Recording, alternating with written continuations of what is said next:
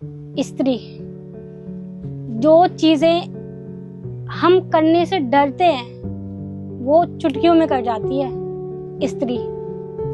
चीजें चाहे कैसे भी हो पर उसके पास सबका हल होता है, वो है स्त्री। आज के दौर में लोग मानते हैं बदलते बदलाव के साथ बदला सब कुछ, पर जो नहीं बदला वो है स्त्री।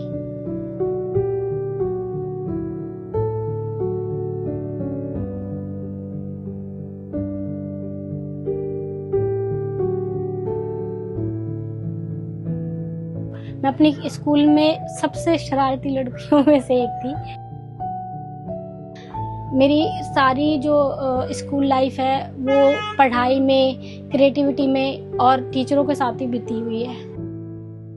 हम 3 लड़कियों का मोस्टली एक छोटा सा ग्रुप था जिसमें हम हर चीज़ में, चाहे वो डांस हो, चाहे गाना हो, चाहे कोई भी एक्टिविटी हो स्कूल में, उसमें हम भाग लेते थे।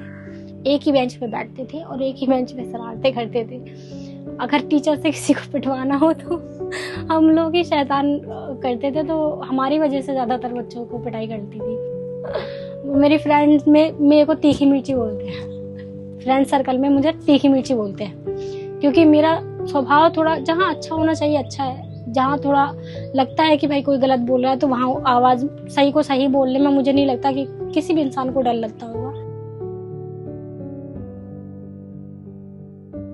तब लगता था कि लड़कियों को ज़्यादा पुश नहीं करते थे पढ़ाने के लिए ना, तो मेरे को लगता था 5वीं तक अगर पढ़ लिया तो थोड़ा लिखना आ जाएगा। तो उस टाइम पे चिट्ठियाँ चलती थी ज़्यादातर, तो चिट्ठी लिखना आना आ जाएगा और पढ़ना आ जाएगा, तो मुझे इतना ही काफ़ी है।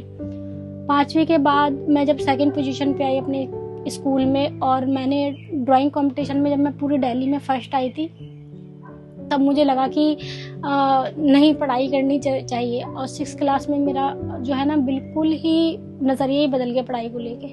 फिर मैं पढ़ने के प्रति ना बहुत ज़्यादा मतलब ऐसी हो गई कि नहीं, मुझे सिर्फ पढ़ना है, सिर्फ पढ़ना है। लेकिन भगवान को क्या मंजूर होता है वो नहीं पता होता ना। फिर 8वीं तक आते आते मेरी शादी हो गई।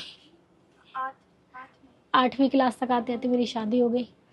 वो भी मतलब मेरी मम्मी नहीं चाहती थी, बट लेकिन हमारे रिलेटिव में जो थे, मेरे भाई की शादी हुई तो वो मुझे वहाँ पर देख के गए, उनको पसंद आई, तो उन्होंने मतलब शादी वादी के लिए फोर्स कर दिया घर पे।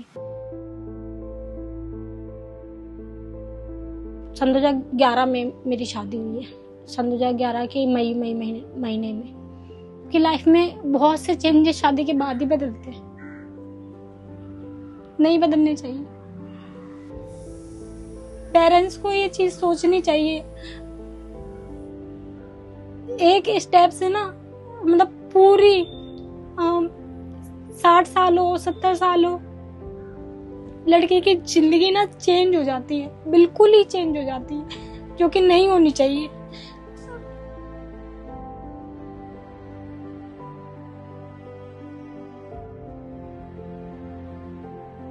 मेरे पति को छोड़े हुए कम से कम 12 साल हो गए। 12 साल एक्चुअली मैं उन्हें छोड़कर नहीं आई थी, वो मुझे छोड़ के चले गए थे। छोड़कर ऐसे चले गए थे, मेरी जब बेटी हुई तो उन्हें बेटी नहीं चाहिए थी, उन्हें बेटा चाहिए हुआ था।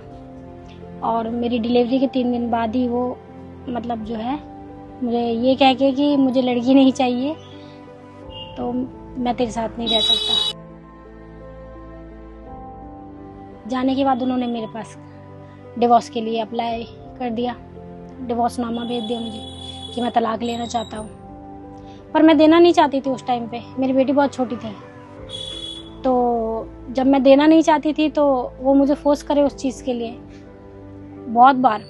इवन मुझे यहाँ से दिल्ली से झांसी जाना पड़ता था उस तलाकनामे की वजह से।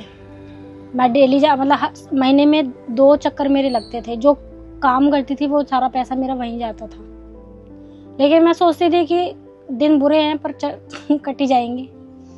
तो 7 साल तक उन्होंने वहाँ से मुझे केस लड़ा मेरे से। परेशान हो गई मैंने, फिर दिल्ली में यहाँ पर ही अप्लाई कर दिया कि मैं डेली वहाँ मतलब हर महीने में भागती हूँ, मेरा बहुत पैसा लगता है, इसके चलते मैं कुछ कर भी नहीं पा रही थी। तब मैंने यहाँ दिल्ली में लगाया, तो जिन मैडम ने मेरा केस लड़ा था उनका नाम सुनंदा है, पर उनसे मेरी बहुत अच्छी बॉन्डिंग हो गई। और उन्होंने मुझे समझाया उस टाइम पे कि रोशनी तुम डिज़र्व ही नहीं करती इस लड़के को, और इसके पीछे अपनी ज़िंदगी को ख़त्म मत करो।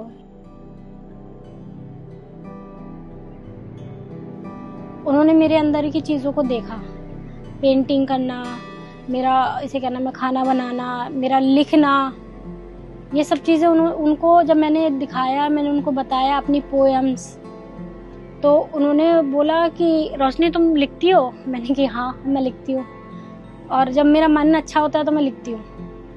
तो उन्होंने मुझसे बोला ठीक है मेरे ऊपर कुछ लिख कर दिखाओ अभी। तो मैंने एक 4 लाइन की उनके ऊपर पोएम लिखी हुई थी और वो उनको बहुत अच्छी लगी उस टाइम पे।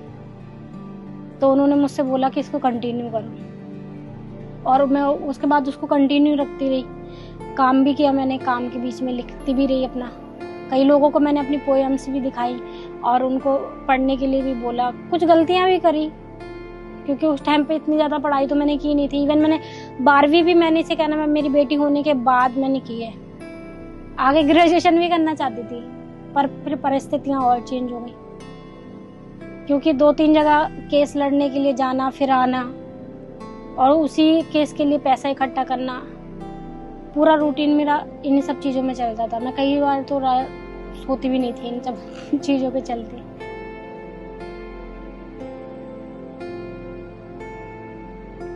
फिर एक दिन सोच कर ये कि मैं ही क्यों इतना परेशान हूँ। मेरी बेटी बड़ी होने लगी थी और वो भी इस चीज़ को, मेरी बेटी ज़्यादातर पिता को देखा है उसने, पर वो ये मानती नहीं है कि वो पिता है। मतलब कभी भी उसने पापा नहीं बोला।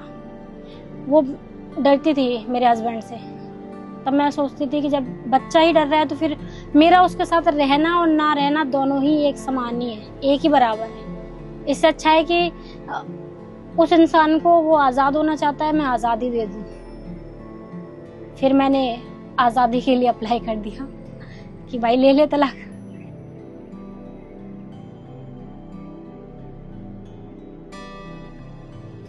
जो भी मैं कमाती थी थोड़ा सा मम्मी को देती थी, थोड़ा अपना सेविंग में रखती थी। तो अगर मैं 3 घरों में भी काम करती थी तो 9,000 का बजट मेरा बनता था, जिसमें से 5,000 मेरे को हर महीने अपने लिए सेव करना पड़ता था, क्योंकि मुझे कोर्ट की फीस देनी होती थी उस टाइम पे। तो सुबह मेरा 7 बजे जाना होता था, क्योंकि 8 बजे में बच्ची का स्कूल होता था। तो मेरी मम्मी या उसके नाना नानी कोई भी मतलब उसको छोड़ देते थे स्कूल, लेने मैं जाती थी। तो 2-3 घंटे वहाँ का समय देने के बाद फिर आती थी घर का काम करना।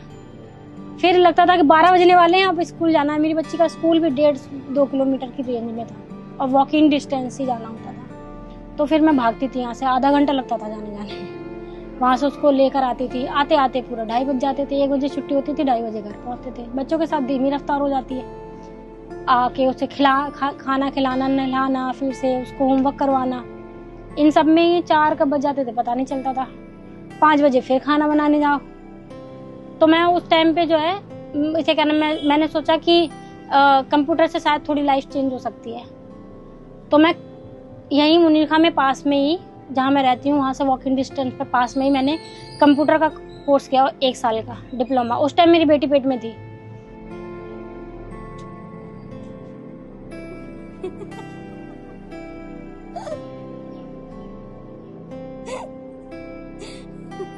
जब भी मन उदास होता था तो पेंसिल उठा के और कॉपी में लिखना स्टार्ट कर देती थी कि मतलब जो भी अंदर चल रहा होता था, अच्छा बुरा जैसे भी ख्याल चलते थे, वो एक पन्ने पे लेती गई। ये इन शायरियों ने मेरे को इतना हेल्प किया कि जो लड़की दिन भर रोती रहती थी ना, वो रोना बंद कर दी।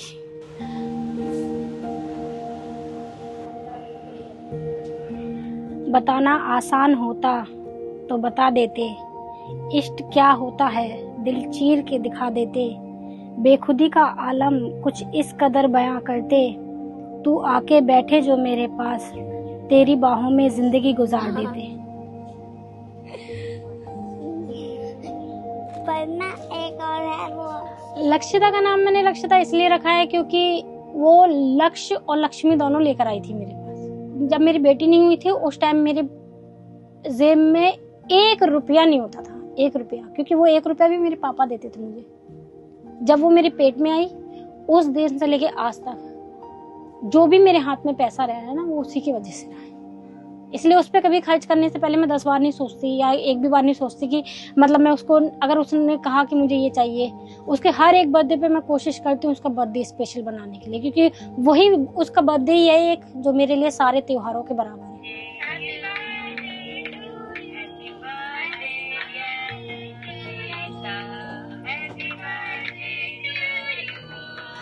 मुझे लगता था कि अब बाप भी मैं हूँ और माँ भी मैं हूँ, दोनों की स्थिति को संभालना है। जब मेरे टाइम में ये चीज़ हुई थी कि मतलब मेरी शादी तलाक पे आई इसलिए थी कि उन्हें दहेज कम लग रहा था, और अब आज का दौर तो और भी ज़्यादा हो गया है, बिना पैसे के तो कुछ हो ही नहीं सकता। तो मुझे लगा कि थोड़ा थोड़ा सेविंग करना ज़रूरी है। तो फिर मैं अपने हर एक बर्थडे पे पहले एक छोटी सी गुल्लक रख दी थी इतनी, और हर एक दिन उसमें 50-100 ऐसे करके डाल दी थी। आज के डेट में गोल्ड बहुत हो गया है महंगा, लेकिन उस टाइम पे जब वो हुई तब सस्ता था, थोड़ा सस्ता था। तो मैं हर साल में एक बार शॉपिंग करती थी, जो कि अपनी बेटी के नाम से।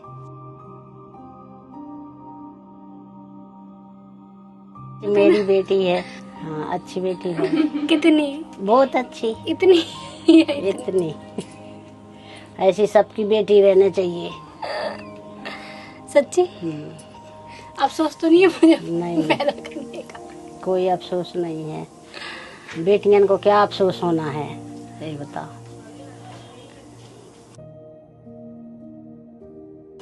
लाइफ में ऐसे माँ बाप होने चाहिए बढ़ सपोर्ट में, जाएगी।